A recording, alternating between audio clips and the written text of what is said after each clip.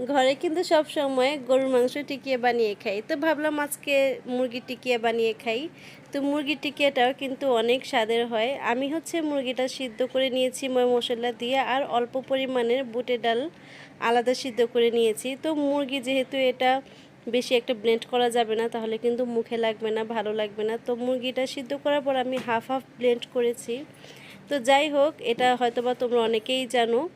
তো এটার দেখার পাশাপাশি আমি তোমাদের কাছে আমার মনের আরেকটা কথা শেয়ার করি। তোমরা হচ্ছে দেখে দেখে চলে যাও না, একটা লাইক দাও না, হচ্ছে কমেন্ট করো, শুধু ভিউজ যাই হয়।